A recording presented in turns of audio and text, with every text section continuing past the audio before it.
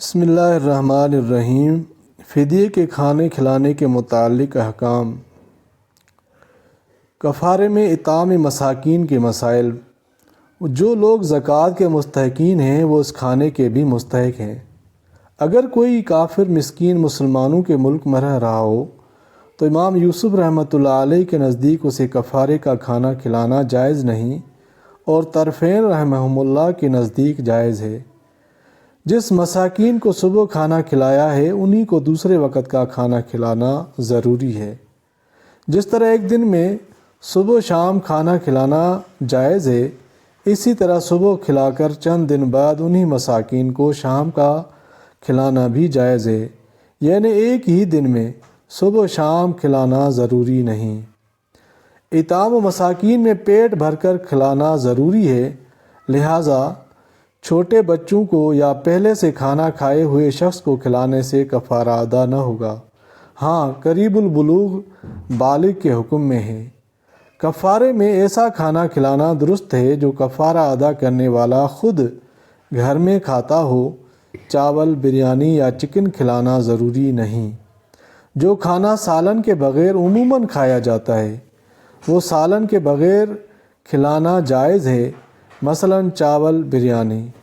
کھانا کھلانے کے بجائے صدقہ فطر کی مقدار کچا اناج دینا یا نقدی دینا بھی جائز ہے۔ صدقہ فطر کا بیان آگے آ رہا ہے۔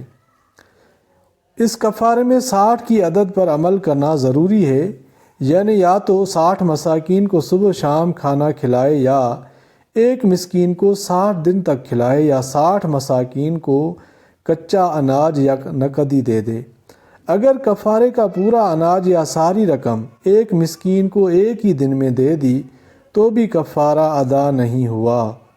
اگر 120 مساکین کو ایک وقت کا کھانا کھلایا تو کفارہ ادا نہ ہوگا، اس لیے کہ 60 کی عدد پر عمل نہ ہو سکا۔ روزے کے کفارے میں ایک صدقہ فطر کی رقم ایک ہی مسکین کو دے دے، کئی مساکین پر تقسیم نہ کرے۔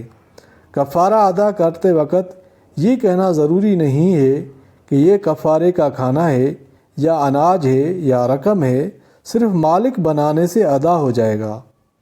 کفارہ خود ادا کرنا بھی جائز ہے، اور کسی کو کہہ کر اگر وہ ادا کرے تب بھی جائز ہے، لیکن کہے بغیر اگر کوئی ادا کرے تو ادا نہ ہوگا۔ کفاروں میں تداخل کا حکم۔ اگر ایک شخص نے کئی روزے توڑے اور اس کے ذمے کئی کفارے جمع ہیں تو کیا وہ ایک کفارہ ادا کرے گا؟ سب کی طرف سے یا ہر ایک روزے کا کفارہ الگ ہوگا؟ اس کی 3 صورتیں فقہائے کرام رحمہم اللہ تعالیٰ نے بیان کی ہے۔ پہلی صورت یہ ہے کہ ایک شخص نے رمضان کا روزہ توڑا اور اس نے کفارہ بھی ادا کیا، پھر دوسرے سال بھی ایک روزہ توڑا تو اب دوسرا کفارہ ادا کرنا ضروری ہے۔ اگر کسی شخص نے ایک رمضان کے کئی روزے توڑے ہیں، چاہے ہم بستری کی وجہ سے یا کھانے پینے سے، سب کی طرف سے ایک کفارہ کافی ہے۔ اگر کسی نے کئی رمضان کے روزے توڑے ہیں، اگر یہ روزے کھانے پینے سے توڑے ہیں تو ایک کفارہ کافی ہے، اور اگر ہم بستری سے توڑے ہیں تو ہر روزے کا کفارہ الگ ہوگا۔